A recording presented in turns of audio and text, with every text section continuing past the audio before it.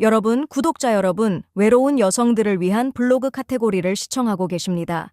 꽃을 파는 여성들의 직업은 사회에서 가장 비천하고 절망적인 일로 여겨집니다. 그들은 더러운 세상 속에서 몸부림치며 온갖 치욕을 견뎌야 합니다. 많은 여성들이 폭력을 당하는 것을 당연하다 여겨 침묵을 지키면 평온이 온다고 생각합니다. 그렇게 그들의 인생은 항상 지옥 같은 세상의 끔찍한 기억에 시달리게 됩니다. 지옥 같은 세상 키가 크고 마른 체형의 라는 20대의 빛나는 모습을 잃고 풍파와 경험의 흔적이 가득했습니다. 라는 고등학교 2학년 때 부모님의 이혼으로 학업을 중단하게 되었습니다. 그녀는 혼자 도시를 떠돌다 결국 지옥 같은 세상에 빠져 성매매에 가담하게 되었습니다. 라는 기억합니다. 그 사람은 손님이 돈을 주면 자기한테 다 가져오라고 했어요. 저는 안에서 일하는 동안 아무것도 몰랐죠. 돈은 다 그가 가져가고 저는 한 달에 겨우 200만 동을 받았어요. 하루에 10명 넘게 손님을 받기도 했는데 계산해보면 저는 한 달에 적어도 800만 동 이상을 벌어야 했을 텐데 말이에요. 탐은 성매매에서 벗어난 지 1년이 넘었지만 과거를 떠올리면 여전히 그 끔찍했던 기억을 잊을 수 없습니다. 탐은 그 당시의 공포를 회상하며 말합니다. 그들은 저를 심하게 때리고 억지로 손님을 받게 했어요. 남자들은 제 머리카락을 잡아당기고 벽에 머리를 박았어요. 손님을 받지 않으면 제 얼굴을 칼로 그을 거라고 협박했죠. 그렇게 5번이나 강요당하고 나서야 손님을 받기 시작했어요. 그들은 밥을 굶기면서 계속해서 저를 협박했어요. 제가 버티지 못하고 결국 손님을 받았죠. 밤새도록 손님과 시간을 보내고 난 후 여성들은 또한 자신을 관리하는 사람들에게 강제로 성관계를 해야 했습니다. 돈도 받지 못한 채 말이죠. 10년 동안 이 업계에 몸담았던 미는 새로 들어온 성매매 여성들이 처음으로 관리자의 성적 요구를 거절할 수 없었다고 고백합니다. 미는 눈물을 흘리며 말합니다. 관리자와 성관계를 가져야 할 때가 있었어요. 그들은 강요했고 저는 무서워서 따를 수밖에 없었어요.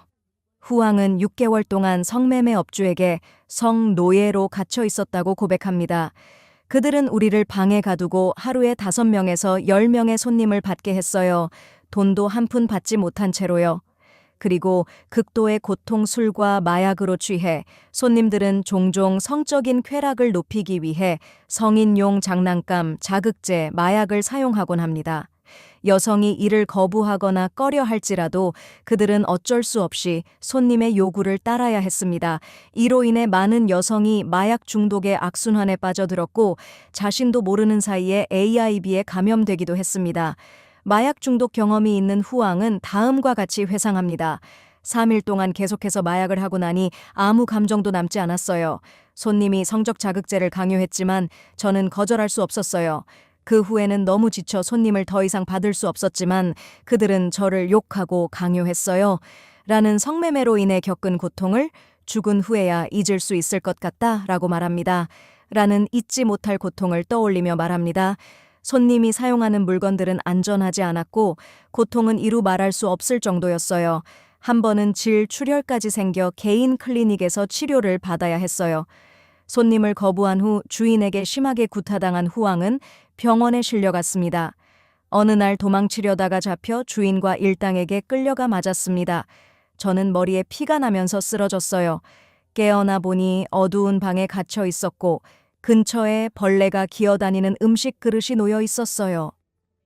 잔인한 학대와 변태적 행위, 성매매 세계에서 벗어난 지 1년이 넘었지만 수원은 그 공포에서 벗어나지 못합니다. 그녀는 말합니다.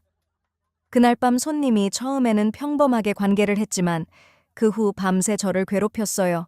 그리고 다양한 변태적 행위를 강요했어요. 이후로 저는 항상 손님이 요구할 때마다 정신적으로 혼란스러워요. 또한 성매매를 3년간 해온 뚜에는 손님의 이상한 요구에 대해 이야기합니다. 가장 기괴했던 것은 손님이 제가 화장실에서 용변을 보는 것을 지켜보겠다고 강요한 적이 있어요. 일부 손님은 고문을 동반한 성관계를 요구하기도 했습니다. 그들은 성매매 여성을 정신적, 육체적으로 학대하며 관계를 요구했습니다. 투이는 손님의 한 번의 끔찍한 경험을 회상하며 말합니다. 손님이 제 손발을 묶고 머리카락을 잡아당기며 저를 학대했어요. 또 다른 손님은 저를 욕하면서도 관계를 강요했습니다. 그들은 제 몸에 상처를 내고 괴로운 행동을 계속했어요. 홍은 업주의 강요로 더 큰 폭력에 시달리기도 했습니다. 저는 3명의 남성과 한꺼번에 관계를 해야 했습니다.